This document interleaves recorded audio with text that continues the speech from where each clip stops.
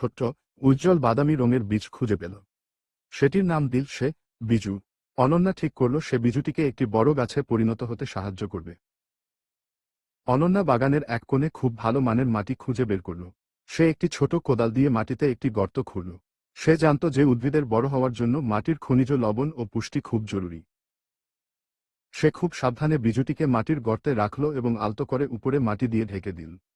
মাটি বিজুটিকে রোদ বৃষ্টি থেকে রক্ষা করবে এবং তাকে বড় হওয়ার জন্য প্রয়োজনীয় বৃত্তি দেবে। বীজ বপনের পর অনন্যা একটি হলুদ রঙের ঝাড়ি দিয়ে তাতে জল দিল।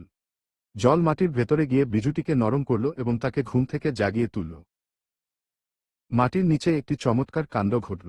বিজু জল শুষে নিয়ে ফুলে উঠল এবং তার শক্ত খোলসটি ফেটে গেল।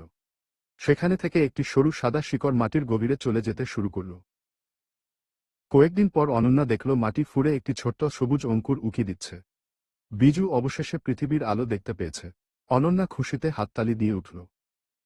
আকাশে উজ্জ্বল সূর্য দেখা দিল। সূর্যের আলো বিজুর কচি সবুজ পাতায় এসে পড়ল।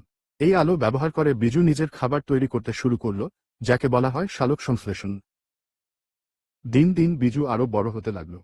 মাটি থেকে পুষ্টি, আকাশ থেকে বৃষ্টি আর সূর্যের আলো পেয়ে তার কাণ্ড শক্ত হল এবং আরও অনেক নতুন পাতা গজাল। সময় বয়ে চলল। বিজু এখন আর ছোট চারা নেই, সে একটি শক্তিশালী ছোট গাছে পরিণত হয়েছে। তার ডালপালা চারদিকে ছড়িয়ে পড়ছে এবং সে বাতাস থেকে কার্বন ডাই অক্সাইড গ্রহণ করছে। অনন্যা তার প্রিয় বন্ধু বিজুর পাশে বসে বিশ্রাম নিচ্ছে। সে বুঝল যে মাটি, জল আর সূর্যের আলোর সঠিক মিলনই একটি ছোট্ট বীজকে বিশাল গাছে পরিণত করে। প্রকৃতি সত্যিই বিস্ময়কর।